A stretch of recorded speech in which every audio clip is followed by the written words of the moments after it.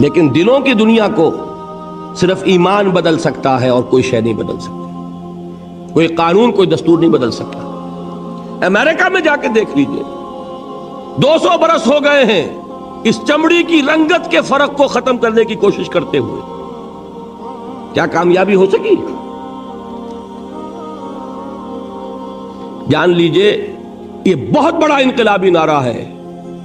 ہماری بڑی مجرمانہ غفلت رہی ہے کہ ہندوستان جیسی سرزمین میں ہم نے کم سے کم 600 برس تک تو پورے ہند پر حکومت کی ہے، لیکن ہم نے وہاں کے ان گرے پڑے طبقات کو بھی اسلام کی دعوت نہیں دی۔ اگر کوئی دعوت ان تک پہنچ گئی ہوتی، کوئی رکاوٹ تھی؟ ڈاکٹر امبیڈکر ایمان لانے کے لیے تیار تھا، انا دورائی ایمان لانے کے لیے تیار تھا، دی ہیرو آف تامل ناڈو۔ آپ سن کر حیران ہوں گے، رکا کس بات پر کہ آخری جھگڑا یہ ہو گیا کہ سنی بنوں کہ شیعہ بنوں۔ یہ ہے وہ چیز۔ انا دورائی کے بارے میں مجھے بتایا گیا جب میں گیا مدراس کہ میلاد کی کوئی محفل کہیں ہو رہی ہے وہ نہیں چھوڑتا تھا، اتنی محبت تھی اسے حضور کے ساتھ۔ اور انا دورائی کا تامل ناڈو میں وہی مقام ہے جو پورے ہندوستان میں گاندھی جی کا ہے۔ بہرحال ہماری غفلتیں ہیں، ہماری کوتاہیاں ہیں، ان کے نتائج ہم بھگت رہے ہیں۔ ہمارے شہنشاہوں نے ارب روپیہ اپنی بیوی کے لیے ایک مقبرہ تیار کرنے پہ لگایا ہے۔ ٹھیک ہے، دنیا کا 8واں 7واں عجوبہ تو تیار کر گیا، یہی روپیہ کہیں اگر اسلام کی تبلیغ میں لگا ہوتا، آپ سوچئے بر صغیر کا نقشہ کیا ہوتا۔ یہ کیا ہے انہوں نے۔ بہرحال یہ تو تازہ خواہی داشتن گرداغ ہائے سینہ را، گاہے گاہے باز خواہی قصہ پاری نہ را۔ یہ بات اس قبیل کی ہے۔ اس وقت اصل موضوع کی طرف آئی ہے۔ توحید کی ایک کرولری، انقلابی کرولری کیا ہے؟ انسانی مساوات۔ توحید کی دوسری کرولری انسانی حاکمیت کی نفی۔ انسان حاکم کہاں ہو سکتا ہے؟ سب محکوم ہے، حاکم اس میں بھی پھر ایکویلٹی آ گئی دوبارہ۔ تمیز بندہ و آقا فساد آدمیت ہے۔ کہاں کا حاکم، کہاں کا محکوم؟ کونوا عباد اللہ اخوانا، سب اللہ کے بندے بن جاؤ اور آپس میں بھائی بھائی بن جاؤ۔ حاکمیت خداوند، غیر اللہ کی حاکمیت شرک ہے، بغاوت ہے، فتنہ ہے، فساد۔ نمبر 3، ملکیت مطلقہ صرف اللہ کے لیے۔ کوئی کسی شے کا مالک مطلق نہیں ہے کہ جو چاہوں کروں میری شے۔ سمجھیے اس بات کو۔ جیسے حاکم مطلق اللہ، ویسے مجازن ہم کہہ دیتے ہیں فلاں شہر کا حاکم تھا، فلاں ملک کا حاکم، یہ مجازی استعمال ہے۔ حقیقتاً حاکم صرف اللہ۔ اسی طرح مجازن کہہ دیتا ہوں میں کہ یہ میں اس کا مالک ہوں، ملکیت حقیقی صرف اللہ کی۔ للہ ما فی السماوات و ما فی الارض، آسمان اور زمین میں جو کچھ ہے اللہ کا ہے، تو کون سی چیز رہ گئی جو میری ہوئی؟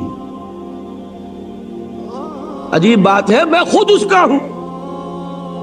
میرا ہاتھ میرا نہیں کہ جو چاہوں اس سے کر گزروں، میری زبان میری نہیں کہ جو کچھ چاہوں اس سے کہہ دوں، میری آنکھیں میری نہیں ہے کہ جدھر چاہوں ان کو گھماتا پھراتا رہوں۔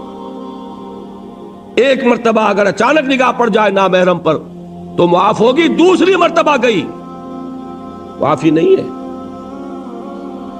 حضور نے فرمایا، حضرت علی سے فرمایا کہ علی پہلی نگاہ جو پڑ جائے جس میں ارادے کو دخل نہیں ہوتا، صرف وہ ہے کہ جو معاف ہے۔ اب دوسری مرتبہ نگاہ جائے گی تو ارادے سے گئی۔ یہ اس آنکھ کا ناجائز استعمال ہے، تمہاری نہیں ہے، یہ اللہ کی امانت ہے۔ سیاست کے میدان میں حاکمیت کی بجائے خلافت، اور معاشیات کے میدان میں ملکیت کی بجائے امانت. این امانت چند روزہ نزدماس، در حقیقت مالک ہر شے خداس. اور یہ شعر اس دور کا کسی شاعر کا ہوتا تو آپ کہتے کوئی کمیونزم سے متاثر ہو گیا ہوگا. یہ کس کا شعر ہے؟ این امانت چند روزہ نزدماس، در حقیقت مالک ہر شے خداس. کس کا شعر ہے؟ شیخ سعدی رحمت اللہ علیہ کا. یہ ہے اصل میں، تفصیل تو ہے، میرے کیسٹس 4 4 5 5 ان کی تقریریں جو میں نے کی مسجد دارالسلام میں، اسلام کا سیاسی نظام، اسلام کا معاشی نظام، اسلام کا سماجی نظام، ان کے سیٹس لیجئے، سنیے. ایک ایک بات بتائی ہے جو ان تینوں نظاموں سے متعلق ہے، جو در حقیقت یہ سب کیا ہے؟ فقط ایک نقطہ ایما کی تفسیریں. یہ ایک ہی توحید کا اصول ہے جس نے سماجی سطح پر انسانی مساوات، سیاسی میدان میں حاکمیت خداوندی اور معاشی میدان میں ملکیت تامہ و مطلقہ صرف اللہ کے لیے، یہ 3 اصول دیے. ان کا پرچار ہوگا تو انقلاب اسلامی کا پہلا قدم اٹھے گا. سمجھ گئے میری بات کو؟ اس سے ہٹ کر آپ دعوت کرتے رہیے، نصیحت کرتے رہیے، نماز کی تلقین کرتے رہیے، آپ اتباع سنت کی تلقین کرتے رہیے، انقلابی عمل شروع نہیں ہوگا. لیکن یہ میں نہیں کہتا کہ ثواب سے خالی ہے یہ کام، ثواب ملے گا. یہ میں نہیں کہتا کہ اس میں کوئی بھلائی نہیں ہے، وہ بھلائی تو ملے گی جو حضور نے فرمایا. وہ بھی حضرت علی سے خطاب کے فرمایا تھا کہ اے علی، لَن يَهْدِيَ اللَّهُ بِكَ رَجُلًا وَاحِدًا خَيْرٌ لَكَ مِنْ حُمُرِ النَّعَمِ. اگر اللہ تمہارے ذریعے ایک انسان کو بھی ہدایت دے دے تو یہ سرخ اونٹوں سے بھی بڑی دولت ہے. یہ اپنی جگہ، اس کی نفی نہیں ہے، لیکن نظام بدلنا، اقامت دین، تکبیر رب، اعلاء کلمت اللہ، اس کی جد و جہد کا آغاز بھی نہیں ہوگا جب تک کہ دین کی ان تعلیمات کی نشر و اشاعت نہیں. نمبر 2، تنظیم. تنظیم کے لیول پر ایمان بالرسالت ہے اصل شے. دیکھیے تنظیم کسے کہتے ہیں؟ ایک لیڈر، اس کا حکم ماننا، یہی ہے نا. اور حکم بھی کیسا ماننا کہ سنو اور اطاعت کرو. اگر جیسے کہ فوج میں ہوتا ہے کہ اگر سپاہی پوچھنے لگے کہ جناب آپ حکم تو مجھے دے رہے ہیں لیکن کیوں دے رہے ہیں پہلے یہ سمجھائیے، میرے خیال میں تو آپ غلط حکم دے رہے ہیں، تو فوج چل سکتی ہے؟ فوجی ڈسپلن کسے کہتے ہیں؟ میں نے وہ انگریزی نظم کا سٹینزا آپ کو سنایا تھا، charge of the light brigade. There is not to reason why, there is but to do and die. اور انقلاب اس کے بغیر نہیں آتا. سمعوا اطاعت، فاسمعوا واطیعوا، سنو اور اطاعت کرو. اذ قلتم سمعنا واطعنا، جب تم نے کہا کہ ہم نے سنا اور اطاعت کی، ہے کہ نہیں؟ فاتقوا اللہ ما استطعتم واسمعوا واطیعوا، یہ بار بار الفاظ ملیں گے. اب آپ بتائیے کہ کیا رسول پر ایمان لانے والوں کی اطاعت کسی نوعیت کی نہیں ہوگی؟ دنیا میں کوئی اور لیڈر ہو سکتا ہے جس کے حکم کو کبھی کوسچن نہ کیا جا سکے؟ لیکن جس کو رسول مان لیا، کیا اس کے حکم کو بھی آپ کوسچن کر سکتے؟ واقعہ یہ ہے کہ جو ڈسپلن صحابہ کرام کی جماعت کا تھا، اس کی کوئی مثال تاریخ انسانی کا کوئی ڈسپلن پیش نہیں کر سکتا. میں اس کی مثال دوں گا آپ کو، اور ایک مثال اس کی بھی دوں گا کہ بعض صحابہ سے اس ڈسپلن میں ذرا غلطی ہوئی تھی تو نتیجہ کیا نکلا.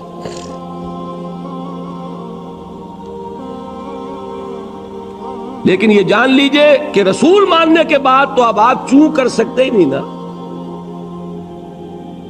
ما کان لمؤمن ولا مؤمنۃ اذا قضى الله ورسوله امرا ان يكون لهم الخيرة من امرهم. کسی مومن مرد اور مومن عورت کے لیے یہ ممکن ہی نہیں ہے کہ جب اللہ اور اس کے رسول کی طرف سے کسی بات کا فیصلہ ہو جائے تو پھر وہ یہ سوچے کہ ہمیں بھی کوئی اختیار ہے کہ نہیں، ہے کہ نہیں۔ لیکن اس میں ایک بات سمجھ لیجئے، آئندہ کے لیے میں نے آپ کو بتایا حضور نے انقلاب برپا کیا عرب میں، عالمی انقلاب کی ذمہ داری کس کے حوالے کی؟ امت کے۔ خلافت راشدہ میں صحابہ نے اس کو پورا کیا، عالمی سطح تک پہنچنے سے پہلے ایک یہودی سازش نے انٹرنل سیبوٹاج کر دیا، بعد قدم رک گئے، اس کے بعد سے پسپائی شروع ہو گئی۔ لیکن ہو کر رہے گا، ہو نہیں سکتا کہ محمد الرسول اللہ صلی اللہ علیہ وسلم کی بعثت ہو عالمی اور دین کا عالمی غلبہ نہ ہو، یہ ممکن نہیں ہے، ہو کر رہے گا۔ اچھا اب جو کریں گے کیا کوئی رسول ہوگا؟ چلیے اہل تشیع کے لیے تو پھر بھی کچھ ہے ذہن میں کہ کوئی امام معصوم ہوگا،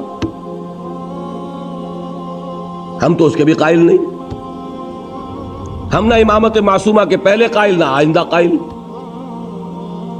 ہم حضرت ابوبکر کو امام معصوم نہیں سمجھتے، یا سمجھتے ہو؟ تو اب آپ بتائیے پھر کیا ہوگا؟ اس کے لیے محمد الرسول اللہ صلی اللہ علیہ وسلم نے اپنی سنت چھوڑی، سنت بیعت۔ بیعت صرف نبی کی نہیں ہوتی، بیعت تو کسی کی بھی ہو سکتی، بیعت عقبہ اولا، بیعت عقبہ ثانیہ، بیعت رضوان، بیعت جہاد۔ نحن الذین بایعوا محمدا علی الجہاد ما بقینا ابدا، 1400 افراد سے بیعت لے رہے ہیں حدیبیہ کے موقع پر، حالانکہ وہ 1400 افراد تو مرنے مارنے پر تلے ہوئے،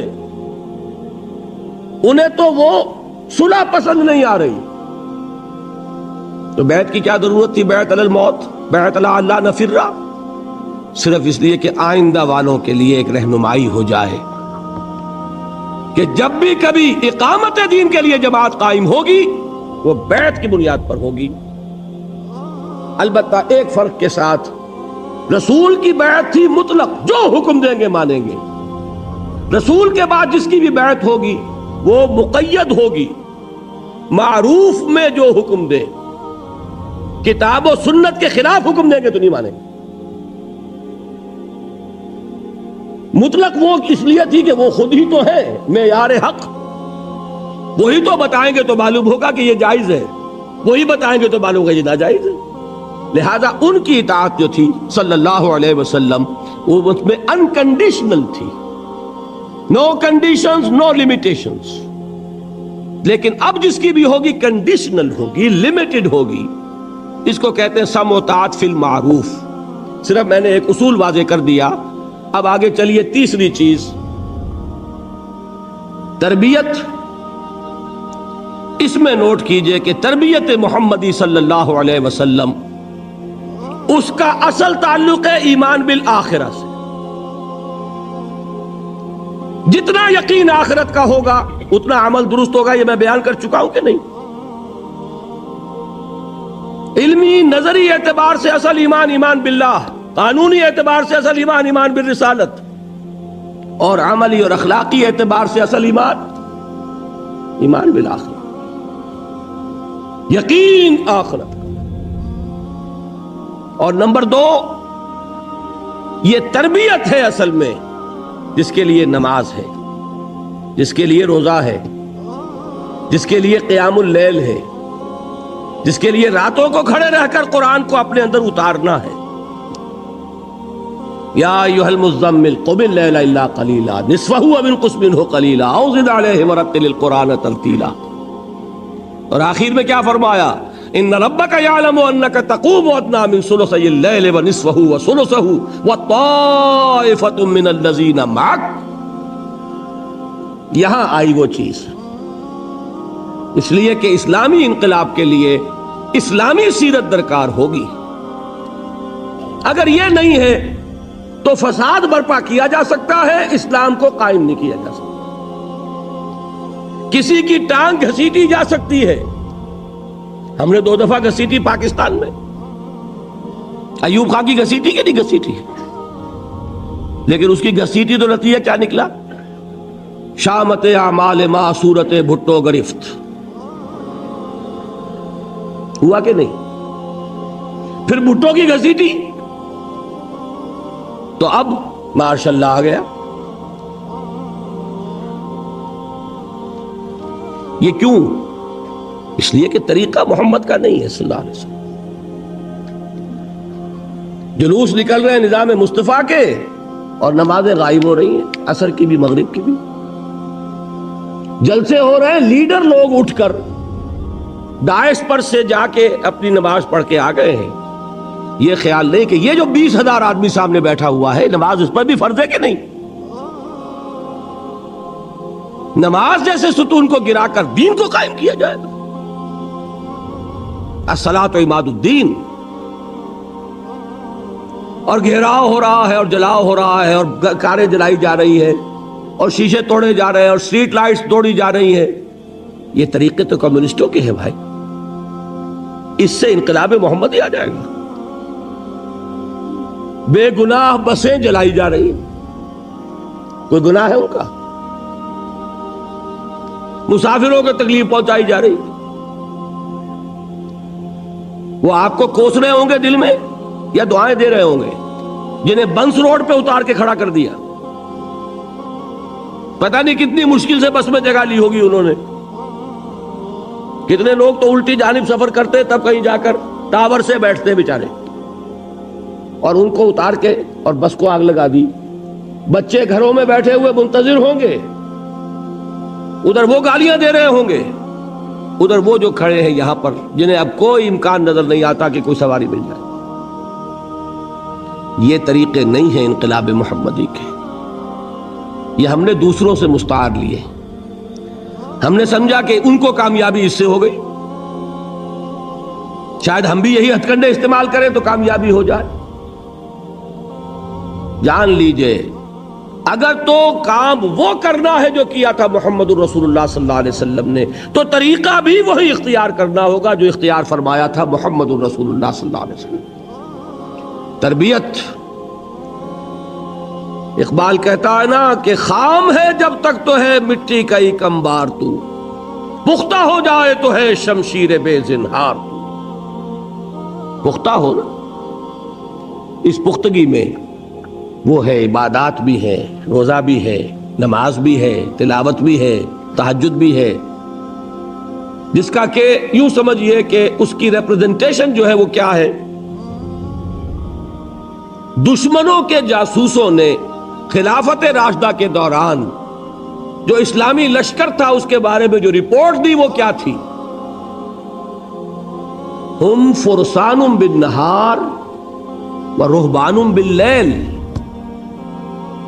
یہ لوگ عجیب ہیں، دن میں یہ شہسوار ہوتے ہیں، گھوڑوں کی پیٹھوں پر سوار، تلواریں اور نیزے لیے ہوئے اور اللہ اکبر کرتے ہوئے، اور راتوں کو یہ راہب نظر آتے ہیں مصلوں پر کھڑے ہو کر اور سجدے میں روتے ہوئے. یہ نقشہ اگر اتنا نہیں تو اس کا ایک عکس 100واں حصہ تو پیدا کرو گے تو کہیں جا کر انقلاب محمدی کے لیے تمہید ہوگی. اور یہ میں عرض کر دوں، اس کو ناممکن نہ سمجھیے. پچھلی صدی آج چونکہ ذکر آ گیا تھا، کل 100 کتنے سال ہوئے؟ 1830 میں شہادت ہوئی بالا کوٹ کی. 155 برس، 5 برس کا پورا معاملہ تھا ہجرت سے لے کر شہادت تک. تو کل 150 برس پہلے، یوں سمجھیے 160 برس پہلے، وہ عظیم تحریک بر صغیر پاک و ہند میں تحریک شہیدین، اس کے افراد، ان مجاہدین کی سیرتوں کے بارے میں وہی گواہی دی دنیا نے جو صحابہ کرام کے بارے میں گواہی دی. صحابہ کرام کا لشکر جب داخل ہوا ہے بیت المقدس میں، تو عیسائیوں نے اپنا سارا نسوانی حسن مڈیروں پر جمع کر دیا تھا کہ مسلمان گزرے، ہماری تلواریں اور ہمارے تیر تو ان کو مغلوب نہیں کر سکے، شاید کہ یہ نگاہوں کے تیر انہیں گھائل کر دیں۔ لیکن کیا آتا ہے، پورا لشکر زمین پر نظریں گاڑے ہوئے ایسے گزر گیا کہ کسی نے اٹھا کر نہیں دیکھا نظر کہ کون ہے اوپر۔ اور بعین ہی یہی گواہی ملی ہے مجاہدین کے بارے میں۔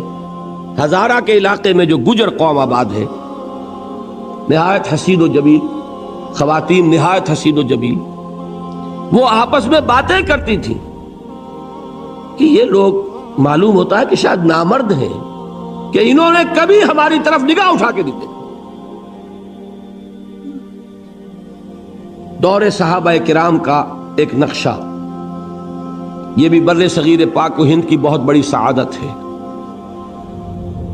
کہ اتنے عرصے کے بعد سیرت و کردار اور دینی اخلاق، دینی جماعت اور بیعت کی بنیاد پر جماعت، بیعت کی نا سید صاحب کے ہاتھ پر بیعت کی گئی، وہ سارا نقشہ دکھا دیا۔ باقی شکست و فتح نصیبوں سے ہے ولے امیر، مقابلہ تو دل ناتواں نے خوب کیا۔ یہ بات تو یہ ہے کہ بہت سے انبیاء ناکام ہو گئے دنیاوی اعتبار سے، اس میں کوئی حرج کی بات نہیں۔ دنیاوی اعتبار سے ناکامی کوئی بڑی بات نہیں اگر اخروی کامیابی، اور اس میں کسی شک و شبے کی گنجائش نہیں۔ تو تین چیزیں کیا ہوئی؟ دعوت توحید کے حوالے سے، تنظیم جو صحابہ کی تھی رسالت، اور اب ہوگی تو بیعت سموتات فی المعروف کے حوالے سے، تربیت وہ تربیت محمدی صلی اللہ علیہ وسلم کا طریقہ۔ اس سے کیا بنا؟ ایک جماعت، ایک جمعیت، ایک قوت، بنیان مرصوص۔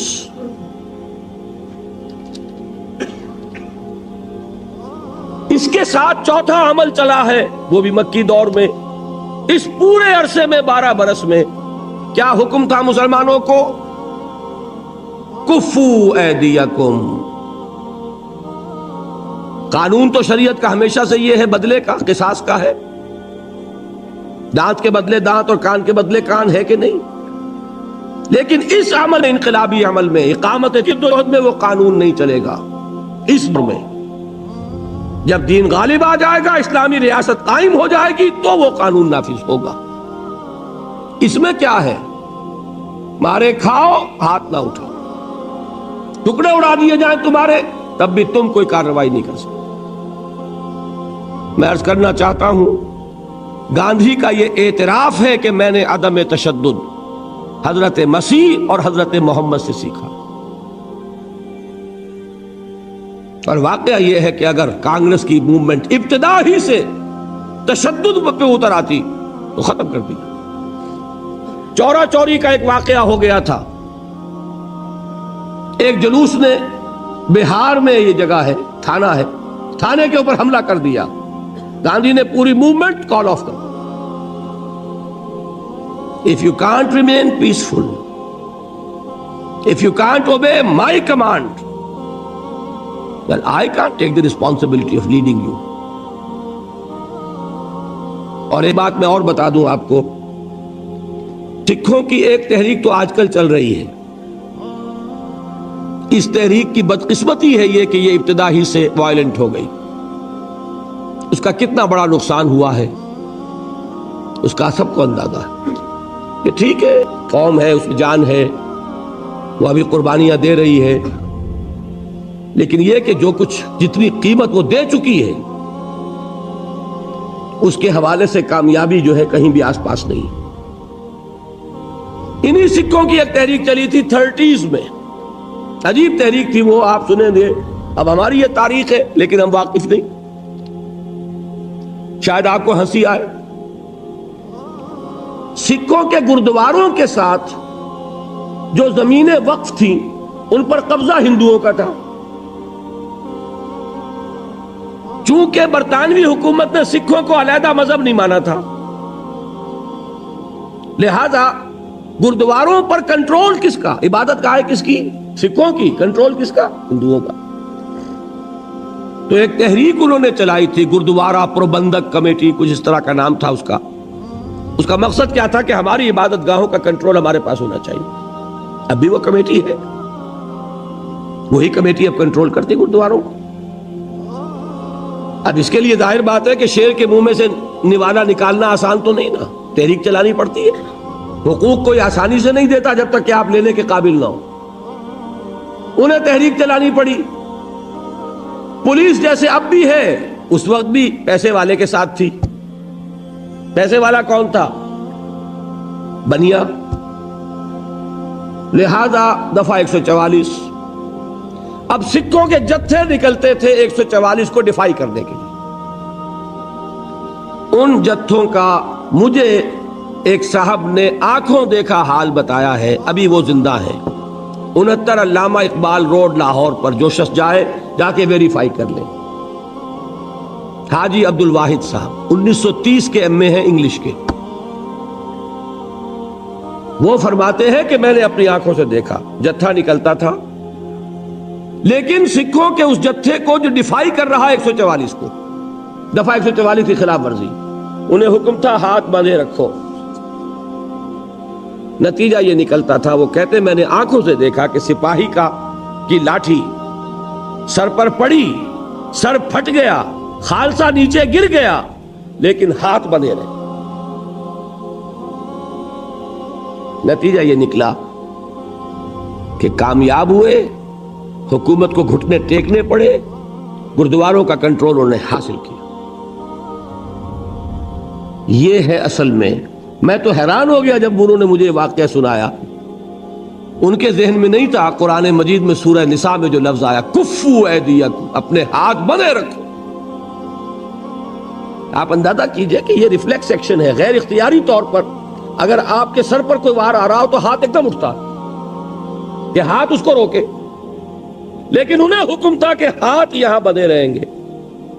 جتھا نکل رہا 4 سے زیادہ آدمیوں کا جانا، بس یہی خلاف ورزی ہے۔ 50 کا جتھا نکلا، خلاف ورزی تو ہو گئی، لیکن کوئی توڑ پھوڑ نہیں۔ توڑ پھوڑ تو دور رہا، تمہارے اوپر لاٹھی پڑے تب بھی ہاتھ نہ اٹھے۔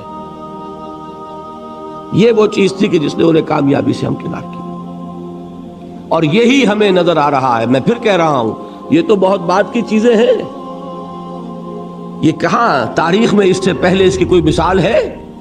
صرف 2 مثالیں ہیں۔ یا حضرت مسیح علیہ السلام کے 3 سال، انہوں نے فرمایا تھا کہ تمہارے دانے گال پر کوئی تھپڑ مارے تو بایاں بھی پیش کرو، کوئی شخص نالش کر کے تمہارا چوغا لینا چاہے کرتا بھی دے دو، کوئی شخص تمہیں بیگار میں 1 کوس لے کے جانا چاہے تم 2 کوس اس کے ساتھ جاؤ۔ یا تو یہ وہاں ملتا ہے، اور یا پھر یہ 12 برس جو مکی دور کے ہیں، یہ محمد الرسول اللہ کا فرمان تھا، اور میں اسی کو لیتا ہوں کہ اسی سے سامنے آتا ہے کہ کتنا زبردست ڈسپلن تھا حضور صلی اللہ علیہ وسلم کی جماعت کا، کوئی خلاف ورزی نہیں، حکم نہیں ہے محمد کا۔ دیکھیے قرآن کی آیت نہیں اتری تھی ابھی، وہ تو سورہ نساء میں اتر رہی ہے۔ یہ حکم کس کا تھا؟ محمد الرسول اللہ۔ اس میں روم صبر، میں بتا چکا ہوں صبر والی تقریر میں، اللہ بار بار کہہ رہا ہے اپنے رسول سے، اے رسول صبر کیجئے، اور رسول اسی کو کمیونیکیٹ کر رہے ہیں، اس پیغام کو اپنے ماننے والوں کی طرف، صبر کرو، جھیلو، no retaliation, no raising of hands even in self defence. ہاں اب آیا 5واں مرحلہ۔ کب آیا؟ یہ جان لیجئے، یہاں سیرت کا مسئلہ ہے۔ 4 سے 5واں مرحلہ میں نے کہا تھا، یہی سب سے اہم اور سب سے کٹھن فیصلہ ہے کہ کب وہ پیسو ریزسٹنس ختم ہو اور ایکٹیو ریزسٹنس ہو، آگے بڑھیں اور للکاریں، اقدام کریں اور چیلنج کریں۔ دس از موسٹ کروشل۔ غلطی ہوگی، ناکامی ہو جائے، دنیا میں ناکامی۔ یہ بالکل وہی بات ہے کہ مجتہد کو بھی ثواب ملتا ہے چاہے غلطی ہو، اگر صحیح رائے تک پہنچے گا 2 ثواب، غلطی ہوگی تو 1 ثواب۔ اسی طریقے سے نیک نیتی سے فیصلہ کیا ہے، غلط بھی ہے، آخرت کا ثواب کہیں نہیں گیا، دنیا میں ناکام ہو جاؤ۔ صحیح فیصلے تک پہنچ گئے وہ کامیابی ہو جائے. اور رسول کے لیے یہ فیصلہ کرنے والا خود اللہ تھا. مدینے کو کس نے کھولا؟ حضور تو تشریف بھی نہیں لے گئے مدینے، اور مدینے میں اوس اور خزرج کے بڑے لوگ ایمان لا چکے ہیں. مکہ خون کا پیاسا ہے، مدینے میں استقبال کی تیاریاں ہو رہی. یہاں حضور کو 12 برس گزر گئے خود دعوت دیتے ہوئے، وہاں آپ کے قدم مبارک کبھی پہنچے ہی نہیں.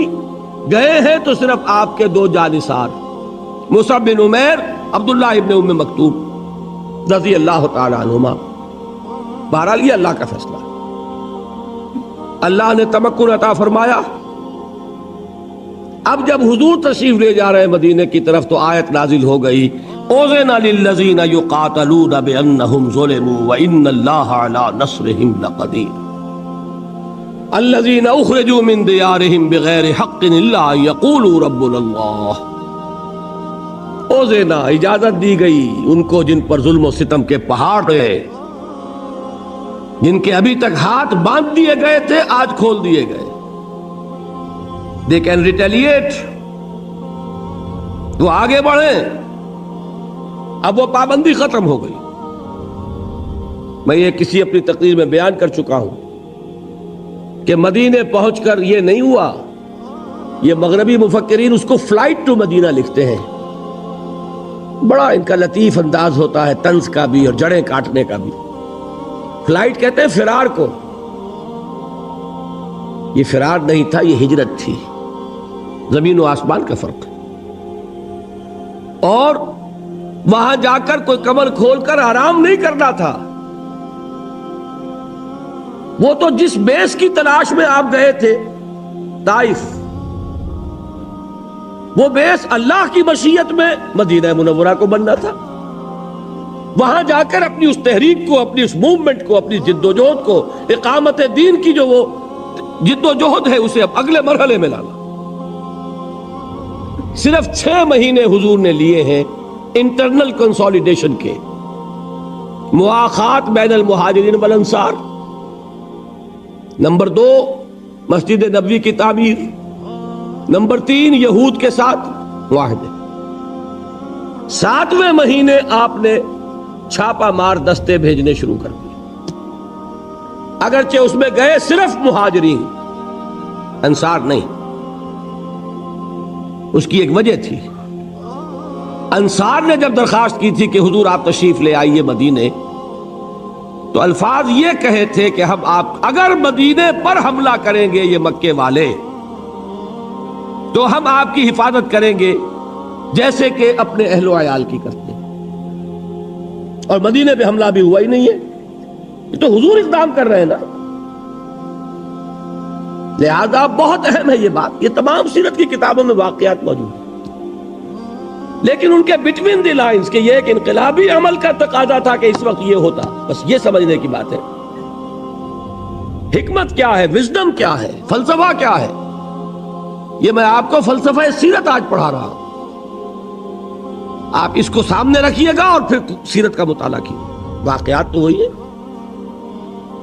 8 مہمیں ہیں غزوہ بدر سے پہلے. بعض میں حضور خود بھی تشریف لے گئے، بعض میں آپ نہیں تشریف لے گئے. آپ نے ایک دستہ بھیج دیا. ان سے آپ نے کیا کیا؟ یہ اقدام ہے. کیا کیا؟ 2 کام میں بتا چکا ہوں. پولیٹیکل آئسولیشن آف قریش اور اکنامک بلاکیڈ آف مکہ. آپ ایک مہم پر تشریف لے گئے، کچھ عرصے ایک علاقے میں رہے، وہاں کے قبیلے کے سرداروں سے ملاقاتیں کی، ان سے معاہدہ کر لیا، انہیں حلیف بنا لیا. یا تو پہلے وہ حلیف تھے قریش کے، تو اب حلیف قریش کے بھی ہو گئے اور حضور کے بھی ہو گئے، نیوٹرل تو ہو گئے نا. یا یہ کہ ان کا ادھر سے معاہدہ ٹوٹ گیا، ادھر حضور کے ساتھ ہی ہو گئے. تو قریش کی طاقت سکڑ رہی ہے کہ نہیں؟ یہی ہے پولیٹیکل آئسولیشن کی. اس طرح اکیلے کر دو دشمن کو. نمبر 2 ان کی ساری جو معیشت کا دار و مدار تھا تجارت پر، کاروان روٹس، رحلت الشتاء والصیف، لإلاف قریش إلافهم رحلة الشتاء والصيف. شام کی طرف راستہ جا رہا ہے تو بدر کے پاس سے گزر کر، بدر مکے سے 200 میل اور مدینے سے کل 80 میل. مدینے والوں کے لیے آسان ہے کہ نہیں انٹرسیپٹ کرنا؟ اور یہ تو قریب تھا. حضور نے ایک دستہ بھیجا کہاں؟ وادی نخلا میں. نخلا ہے مکے اور طائف کے درمیان. یہ تو ذہن میں ہوگا طائف جنوب میں ہے مکے کے اور مدینہ شمال میں ہے. Absolutely opposite direction. بات صرف قرب کی نہیں ہے، 300 میل کے فاصلے پر بھی ایک دستہ بھیجا. اور انسٹرکشن کیا تھی؟ سٹے ایٹ نخلا، وہاں قیام کرو اور قریش کی نقل و حرکت کو اپنی نگاہ میں رکھو اور ہمیں اطلاع دیتے رہو. یہ دو چیزیں ذہن میں رکھی. اور جدید اصطلاحات کے حوالے سے بات آسان ہو رہی ہے. یہ ہے اقدام، یہ ہے دکھتی رگ کو چھیڑنا. اس کے نتیجے میں ایک لفظ کہا کرتا ہوں، سانپ بل سے باہر آیا. 1000 کا لشکر لے کر ابو جہل نکلا. میں ایک بات آپ کو سمجھا دوں، یہ شاہی اور آپ کو نہ ملے. دیکھیے یہ جان لیجئے انگریزی دور میں ہم نے سیرت کو بھی مسخ کیا ہے. اس کی وجہ کیا تھی؟ واقعات کو مسخ نہیں کیا، بٹوین دی لائنز جو کچھ تھا اس کو مسخ کیا. ہم پر اعتراض ہوتا تھا یہ مسلمان بڑی خونی قوم ہے، انہوں نے جہاد کیا، اسلام انہوں نے تلوار سے پھیلایا. ہم ہاں جو نہیں بھائی نہیں، کیوں ایسی بات کرتے ہو؟ ہم نے کبھی تلوار نہیں اٹھائی، اور ہم نے تلوار صرف مدافعت میں اٹھائی. یہ سارا کیا تھا؟ وہ اپولوجیٹک انداز. مدافعت کا کیا سوال؟ مسلمان کے جان میں جان ہو اور وہ نظام باطل کو رہنے دے، اس کے ایمان کے منافی ہے. افراد کو کبھی نہیں مجبور کیا جائے گا اور کبھی نہیں کیا گیا کہ وہ اپنے عقیدے کو بدلے. لیکن نظام اگر مسلمان کے جان میں جان ہو اور پھر نظام باطل کے غلبے کو برداشت کر لے تو منافق ہے. طاقت کی اور طاقت ہوتی کائے کے لیے؟ اگر ہو حق کا بول بالا کرو. طاقت حضور نے اقدام کیا. میں آپ کو بتانا چاہتا ہوں اگر حضور نے یہ اقدام نہ کیے ہوتے، حضور اگر مکے میں مدینے میں تشریف فرما رہتے، تربیت کرتے رہتے، وہی عمل جو مکے میں کر رہے تھے 12 برس یہاں بھی کر سکتے تھے کہ نہیں؟ اگر حضور کی طرف سے اقدام نہ ہوتا مکہ کبھی چڑھائی نہ کرتا.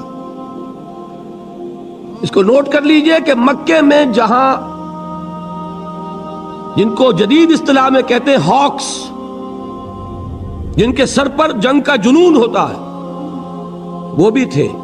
ابو جہل تھا، عقبہ ابن ابی معیط تھا، نضر ابن حارث تھا. یہ کون تھے؟ یہ ہاکس تھے. یہ چاہتے تھے کہ ہر حال میں اب ہم جائیں اور محمد کو مدینے میں بھی چین سے نہ بیٹھنے دیں صلی اللہ علیہ وسلم. لیکن مکے میں ڈوز بھی تھیں، شریف لوگ بھی تھے. عتبہ ابن ربیعہ بھی تھا، حکیم بن حزام بھی تھے. یہ بعد میں ایمان لے آئے ہیں، لیکن یہ وہ ہیں حضرت خدیجہ کے کزن ہیں. پھوپھی اور ماموں ذات بہن بھائی کا رشتہ ہے آپس میں. جب شیب بنی ہاشم میں تھے حضور اور حضور کے اہل خانہ، تو کبھی راتوں کو تاریکی میں پورے پہاڑ پر چڑھ کر اتر کر کچھ کھانے پینے کی چیزیں پہنچاتے تھے. شریف تھے کہ نہیں؟ مکے میں ابھی عباس بھی تھے کہ نہیں؟ جہاں ابو لہب تھا موجود وہاں عباس بھی تو تھے جو بعد میں ایمان لے آئے. تو وہاں وہ لوگ تھے. اور عتبہ ابن ربیعہ کی ایک بات بڑی اہم ہے جو تاریخ میں ریکارڈ پر موجود ہے. اس نے قریش کو یہ مشورہ دیا کہ اب میں اس کے الفاظ نقل کر رہا ہوں، سمجھیے، محمد کو عرب کے حوالے کر دو. اگر تو محمد عرب پر غالب آ جائیں تو ہمارا نقصان نہیں ہے، قریشی کا غلبہ ہوگا نا. ذرا اس کے سیاسی تدبر کو داد دیئے. محمد کون ہے؟ اپنا ہی آدمی ہے. اگر ان کو غلبہ ہو جاتا پورے عرب پر تو قریش کی حکومت قائم ہو جائے گی پورے عرب پر. اور اگر عرب ختم کر دے محمد کو صلی اللہ علیہ وسلم تو جو تم چاہتے ہو وہ ہو جائے گا، اور تمہیں اپنے بھائیوں کے خون سے اپنی تلواروں کو رنگین نہیں کرنا پڑے گا. کتنی گہری بات ہے، وہ بھی تھا موجود. جنگ کیوں ہوئی؟ ایک تو کفار کا آدمی مارا گیا اس دستے سے جو نخلا بھیجا گیا تھا، اتفاقاً مڑ بھیڑ ہو گئی، اللہ کو جو کرانا ہوتا ہے کروا لیتا. کفار کا آدمی مارا گیا مسلمانوں کے ہاتھوں، قافلہ لوٹ لیا انہوں نے، اور وہ مال غنیمت لے کر پہنچ گئے مدینے. دوسرے ادھر جو قافلہ گیا ہوا تھا شام کی طرف، ابو سفیان کی سرکردگی میں ان کی SOS کال آ گئی کہ میرے آدمیوں کو خطرہ ہے، میرے قافلے کو محمد کے آدمیوں سے صلی اللہ علیہ وسلم ورضی اللہ تعالی عنہم اجمعین کمک بھیجو. بس یہ تھا کہ جس سے وہ ہاکس کا پلڑا بھاری ہو گیا، ڈوز جو ہے وہ مجبور ہو گئے، لہذا 1000 کا لشکر نکل آیا. یہاں سے وہ فائنل فیز شروع ہو گیا. اور میں آپ سے ایک بات اور عرض کر دوں، یہ تاریخی حقیقتیں پڑھ لیجئے. ایک رات پہلے بدر سے خبر آئی کہ ابو سفیان قافلہ لے کے نکل گئے. بہت ہوشیار آدمی تھے. ایک طرف انہوں نے وہ کمک کے لیے خط بھیجا، پیغامبر بھیجا، دوسری طرف راستہ بھی بدل دیا. خود بجائے اس بدر کے پاس سے ہو کے گزرنے کے، وہ بحیرہ احمر کے ساحل کے ساتھ ہو کے نکل گئے. اطلاع پہنچی یہاں لشکر ہے. اب آتے ہیں وہی حکیم ابن حزام، کس کے پاس؟ عتبہ کے پاس. ڈوز ہے نا یہ دیکھو عتبہ، تمہاری بڑی حیثیت ہے، سپہ سالار کی حیثیت ہے تمہاری، اور اس وقت خونریزی کو تم روک سکتے ہو. ہم آئے تھے اپنے قافلے کی حفاظت کے لیے، قافلہ ہمارا بچ کے نکل گیا، اب رہ گیا حضرمی کا خون، وہ تمہارا حلیف تھا، تم اس کا خون بہا اپنی جیب سے دے دو، معاملہ ختم ہو جائے گا کہ نہیں؟ تو اس خون ریزی کو اب بھی روکا جا سکتا ہے. عتبہ نے کہا بالکل ٹھیک، صحیح ہے. دونوں چل کر گئے ابو جہل کے پاس. وہ اپنے تیر پھیلا کر درست کر رہا تھا اس وقت. جا کر اس سے بات کی. اس کے لیے تو یہ موقع تھا، میں کہہ رہا ہوں ہاکس کا سردار تھا وہ. اسے یقین تھا کہ ہم ختم کر دیں گے کل محمد کو اور اس کے آدمیوں کو صلی اللہ علیہ وسلم. اسی لیے اس نے کہا تھا یہ یوم الفرقان ہوگا، پتہ چل جائے گا اللہ کس کے ساتھ ہے، کیونکہ یقین تھا نا جیتیں گے ہم. 313 ہیں، تلواریں بھی چند ہیں ان کے پاس، چند. 2 گھوڑوں کا رسالہ، ہمارے پاس 100 گھوڑوں کا رسالہ. رسالہ فیصلہ کن ہوتا ہے. 100 ہارسز، ادھر 2، کوئی مقابلہ ہے؟ اسے یقین تھا کہ جیتیں گے، لہذا اس نے پہلے سے پروپیگنڈا شروع کر دیا یوم الفرقان ہوگا، یہ پتہ چل جائے گا اللہ کس کے ساتھ ہے، کون حق پر ہے کون باطل پر ہے. یہ دوسری بات ہے، اللہ نے واقعی اسے یوم الفرقان بنا دیا. لیکن اس کے پاس جب آ کے انہوں نے کہا، اس نے ایسا تانا مارا ہے. عتبہ ابن ربیعہ کا بڑا بیٹا کے بڑے بیٹے حضرت حذیفہ، ابو حذیفہ، یہ ایمان لا چکے تھے، یہ حضور کے ساتھ تھے. ابو جہل نے تانا مارا، معلوم تھا عتبہ بیٹے کو سامنے دیکھ کر تم پر بزدلی آ گئی. نمبر 1 اور نمبر 2 بلایا اس حضرمی کے بھائی کو جو مارا گیا تھا مسلمانوں کے ہاتھوں. دیکھو یہ تمہارے بھائی کے خون کا بدلہ سامنے آ کر بھی بچ کر جا رہا ہے، یہ لوگ واپس جانا چاہ رہے ہیں. اور یہ بھی معلوم ہونا چاہیے بعض لوگ واپس چلے گئے تھے وہاں سے قریش کے لشکر سے، اسی پلی پر کہ چونکہ ہم آئے تھے اس لیے وہ معاملہ ختم ہو چکا، ہم لڑنے کو تیار تھے. قریش کا کہ دو گھرانے غالباً ہیں جو نکل گئے تھے واپس. بہرحال عتبہ، یہ عرب کی اب نفسیات ہے، جب اسے تانا لگا ہے اس نے کہا کہ کل وقت بتائے گا کہ کون بزدل ہے اور کون بہادر ہے. یہی وجہ ہے کہ اگلے دن پھر سب سے پہلے میدان میں کون آیا؟ عتبہ. اسے وہ اپنے ماتھے کا داغ دھونا تھا بزدلی کے تانے کا. عتبہ آیا اپنے بھائی کو لے کر، شیبہ، بیٹے کو ولید، بڑے بیٹے سامنے تھے ابو حذیفہ. اور آپ کو معلوم ہے کہ پھر مبارزت ہوئی، حضرت حمزہ کے ہاتھوں عتبہ، حضرت علی کے ہاتھوں باقی دونوں، شیبہ بھی اور ولید بھی ختم ہوئے۔ ہاں حضرت عبیدہ ابن حارث رضی اللہ تعالیٰ عنہ وہ زخمی ہو گئے۔ بہرحال میں جو بتانا ہے وہ کیا ہے، یہ تھا اقدام کے نتیجے میں آرمڈ کانفلکٹ۔ یہ آرمڈ کانفلکٹ مسلح تصادم رہا 6 برس، اپس اینڈ ڈاؤنز۔ اپس میں سب سے پہلے بدر، 70 قرشی مارے گئے اور مسلمان 13 شہید ہوئے میدان میں آن دی اسپاٹ۔ 14ویں وہ عبیدہ ابن حارث جو زخمی ہو گئے تھے، ان کا انتقال ہو گیا مدینے واپسی میں۔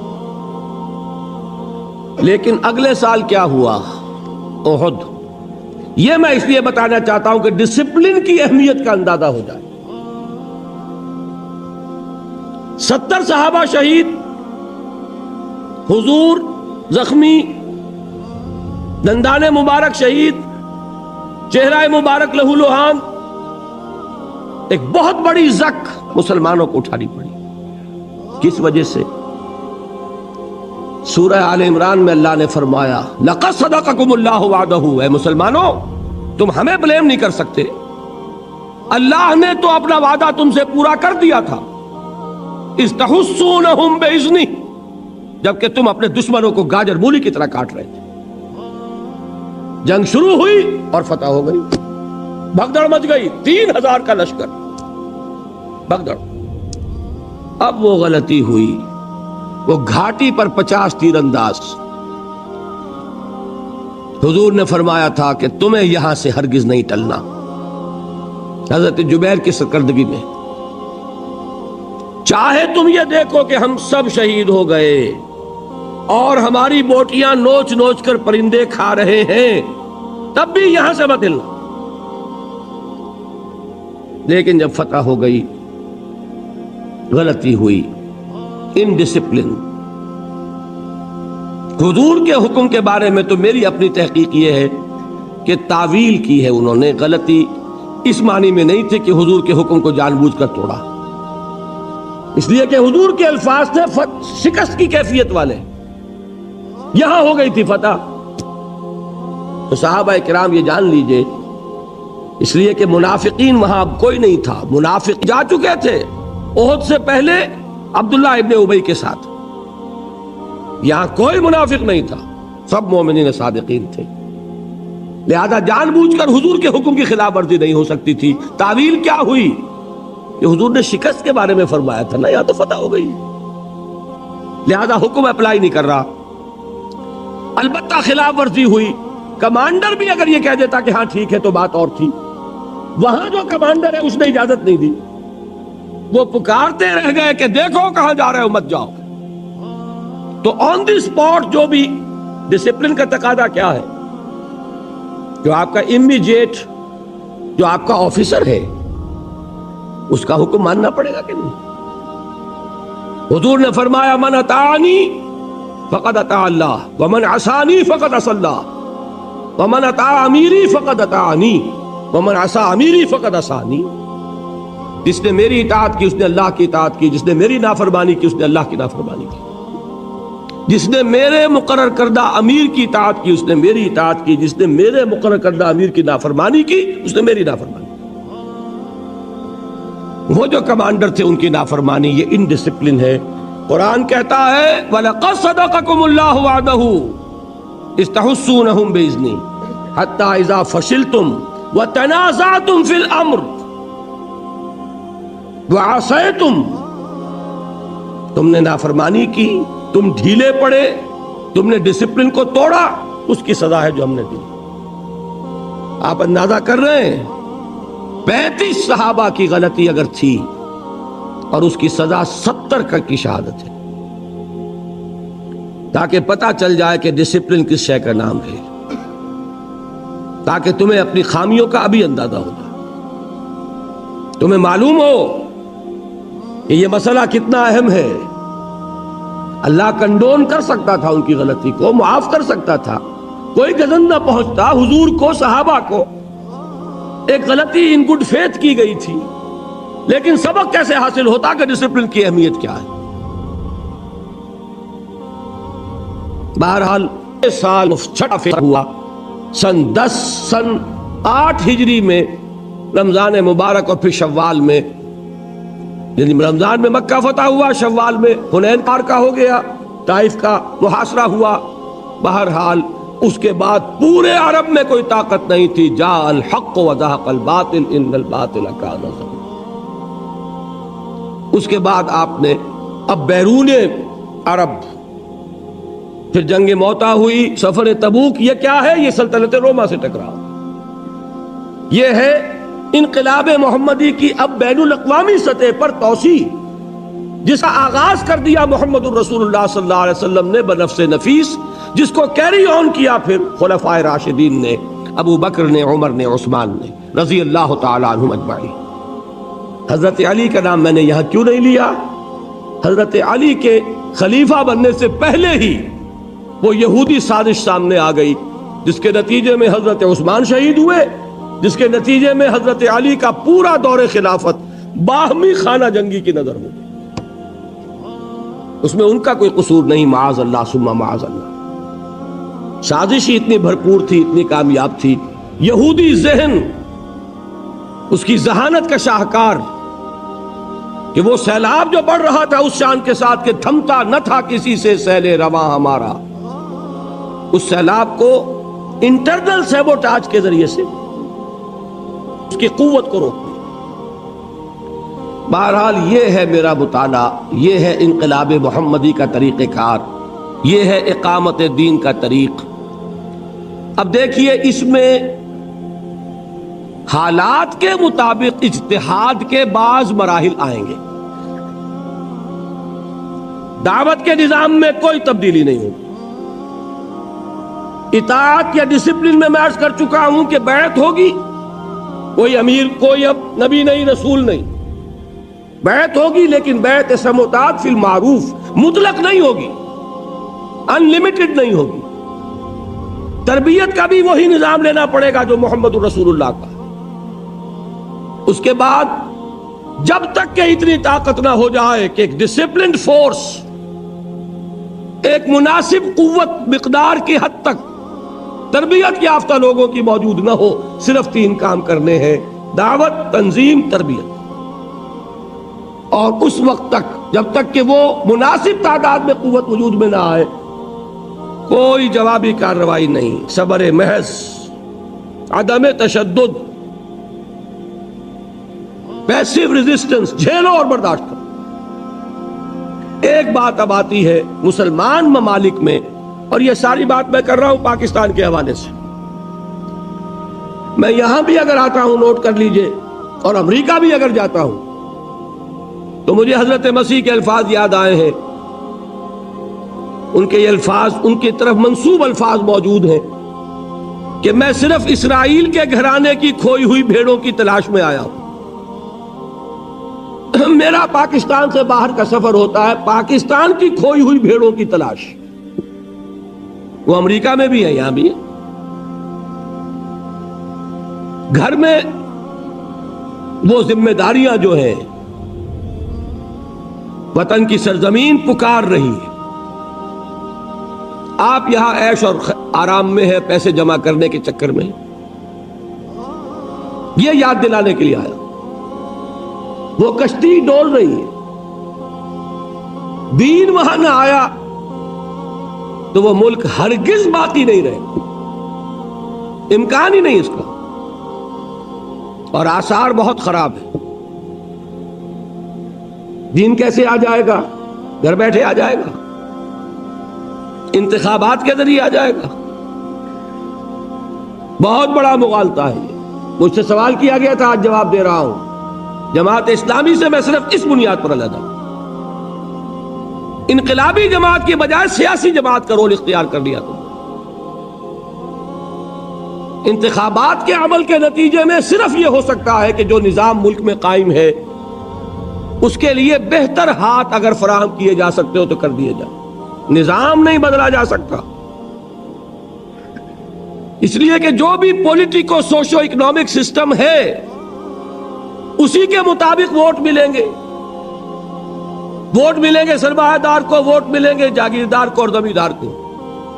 اور آپ کا کیا خیال ہے کہ وہ ووٹ لے کر پارلیمنٹ میں آ کر اپنے ہی پاؤں پر کلہاڑی مارے گا؟ نظام میں کوئی بنیادی تبدیلی کرے گا؟ وہ کبھی نہیں کرے گا۔ اور اگر کوئی 2 4 6 8 10 آ بھی گئے، کہیں شہروں کے اندر ہو سکتا ہے کہ آ جائے، ان کی حیثیت کو ہے نہیں۔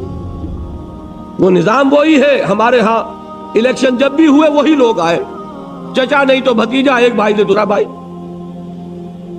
یا وہی اشخاص ان کے نام پر صرف لیبل بدلتے رہے۔ کبھی اس کے اوپر ریپبلکن پارٹی لکھا ہوا، کبھی وہ کنونشن لیگ ہے، کبھی پیپلز پارٹی ہے، کبھی وہ شورا شریف تھی، اور کبھی اب وہ الیکشن لڑ کے آ گئے۔ بیسک سٹرکچر وہی ہے، کیسے بدل جائے گا؟ اور بیسک سٹرکچر کو اس کے ذریعے آپ نہیں بدل سکتے، بہت بڑے مغالطے میں۔ لیکن یہ کہ جو لوگ سمجھتے ہیں نیک نیتی سے، وہ لگے رہے، ٹھیک ہے، اللہ کے ہاں خلوص کا اجر ملے گا، لازماً ملے گا۔ لیکن مجھے یہ بات آج نہیں، سن 57 نہیں، سن 56 میں نظر آ گئی تھی کہ یہ راستہ جو ہے اس سے کوئی بنیادی تبدیلی نہیں آ سکتی۔ وقت کا، صلاحیتوں کا، قوتوں کا ضیاع ہے۔ یہ وجہ ہے کہ وہاں سے علیحدگی ہوئی تھی۔ سوائے اس انقلابی عمل کے کوئی اور راستہ نہیں۔ صرف اس میں فرق اب کیا آئے گا؟ پیسیو ریزسٹنس بھی رہے گی، لیکن کیا مسلمانوں کے خلاف تلوار اٹھائی جائے گی؟ یہ ہے مسئلہ بڑا کروشل، بہت اہم۔ مسلمان ملکوں میں تو حکومت مسلمانوں کی ہے۔ وہ تو کسی نے بھٹو کو بھی کافر نہیں کہا۔ مسلمان ہوگا، فاسق و فاجر ہوگا، مسلمان ہوگا، متقی ہوگا، نمازی ہوگا، مسلمان ہوگا۔ یہ اس کا جواب ہے اصل میں جو میں دے کر اپنی بات ختم کر دوں گا۔ اول تو یہ کہ امام ابو حنیفہ رحمت اللہ علیہ کے نزدیک کسی فاسق و فاجر مسلمان حکمران کے خلاف بھی تلوار اٹھائی جا سکتی، اگرچہ اس کی شرائط بہت سخت ہیں، بہت سخت ہیں، بہت سخت۔ نمبر 2 یہ کہ اس دور میں ویسے بھی اس لیے مشکل کہ حکومت کے پاس بہت اسلحہ اور عوام نہتے ہو گئے۔ لیکن اس کا ایک بدل ہے کہ جو تمدن کے ارتقاء نے ہمیں فراہم کیا ہے، وہ بدل کیا ہے؟ ڈیمانسٹریشن، مظاہرہ۔ ڈیمانسٹریشن کس چیز کا ہوتا ہے؟ Of your will, of your strength, of your discipline. یہ ظاہر کیا جائے، ثابت کیا جائے کہ اس ملک میں ایک طاقت ہے منظم، ڈیڈیکیٹڈ، جو اپنی جان دینے کے لیے تیار ہے، ایسے لوگوں کی جنہیں کچھ نہیں چاہیے سوائے اسلام کے۔ انہیں حکومت نہیں چاہیے، انہیں صرف اسلام چاہیے۔ اس کی کیا شرطیں ہیں؟ نمبر 1 انتہائی پیسفل ڈیمونسٹریشن۔ یہ نہیں کہ جلوس ہم نے نکالا، توڑ پھوڑ کوئی اور کر گیا، یہ غلط۔ جب تک آپ کی تنظیم اس قابل نہیں ہے، آپ کو حق نہیں ہے کہ آپ میدان میں آئیں۔ جب آپ کی تنظیم ایسی ہے تب آپ اس کام کو کیجیے، اس سے پہلے نہیں۔ نمبر 2 یہ کہ اس کا عنوان بھی قربان جائیے محمد الرسول اللہ صلی اللہ علیہ وسلم پر، فداہ آباؤنا و امہاتنا، اس کو بھی حضور صلی اللہ علیہ وسلم بتا کر گئے۔ اس کا عنوان کیا ہوگا؟ ڈیمونسٹریشن کس لیے؟ 2 حدیثیں سنیے، دونوں مسلم شریف کی ہیں۔ ایک کے راوی ابو سعید الخدری، دوسرے کے عبداللہ ابن مسعود رضی اللہ تعالی عنہما۔ ایک بہت مشہور ہے، ایک اتنی مشہور نہیں ہے۔ بہت مشہور کیا ہے؟ من رأى منکم منکرا فلیغیرہ بیدہ فإن لم یستطع فبلسانہ فإن لم یستطع فبقلبہ وذلک اضعف الایمان۔ جو کوئی بھی تم میں سے کسی بدی کو، برائی کو دیکھے، اس کا فرض ہے کہ اسے طاقت سے، اپنے حق سے بدلے، ختم کرے۔ اگر اس کی استطاعت نہ رکھتا ہو تو زبان سے، اس کی بھی استطاعت نہ رکھتا ہو تو دل سے، یعنی نفرت شدید محسوس کرے، دل میں گھٹن محسوس ہے۔ یہ کیا ہو رہا ہے؟ فرمایا ذالک اضعف الایمان، یہ ایمان کا کمزور 3 درجہ ہے۔ جو شخص منکرات کو دیکھے، اسے گھٹن بھی نہ ہو، رنج بھی نہ ہو، وہ تو سمجھ گیا ڈاؤن دی ڈرین، ایمان کی کوئی رمق موجود نہیں ہے۔ فرمان حضور کا ہے، اضعف ایمان، سب سے کمزور ایمان یہ ہے کہ دل میں شدید نفرت کا احساس ہے۔ اس سے زیادہ کیا ہے؟ زبان سے کہو کہ خدا کے بندو باز آ جاؤ، اللہ کے غضب کو دعوت مت دو، یہ تو کہو کم سے کم۔ اور اگر اس سے آگے کی طاقت نہیں ہے تو طاقت حاصل کرو، اعدوا لهم ما استطعتم، وہ طاقت حاصل کر کے پھر آؤ میدان میں اور للکاروں کے نہیں ہونے دیں گے، یہ ہماری لاشوں پر ہوگا۔ یہ ہے طریقہ جو محمد نے بتایا صلی اللہ علیہ وسلم۔ دوسری حدیث سنیے، ما بعث اللہ من نبی قبلی فی امتہ الا کان حواریون واصحاب یاخذون بسنتہ ویقتدون بامرہ ثم انہا تخلف خلوف یقولون ما لا یفعلون ویفعلون ما لا یؤمرون فمن جاہدہم بیدہ فہو مومن ومن جاہدہم بلسانہ فہو مومن ومن جاہدہم بقلبہ فہو مومن وما وراء ذلك من الایمان حبۃ خردل ولیس وراء ذلك من الایمان حبۃ خردل۔ یہ بہت اہم حدیث ہے اور بہت کلیئر ہے، افسوس یہ کہ یہ اتنی عام نہیں ہے۔ ویسے ہے مسلم شریف کی روایات، دونوں روایت کے اعتبار سے ہم پلہ۔ حضور فرماتے ہیں کہ اللہ نے مجھ سے پہلے جس امت میں بھی کسی نبی کو بھیجا، اٹھایا، اس میں اس کے اصحاب اور حواری پیدا کیے۔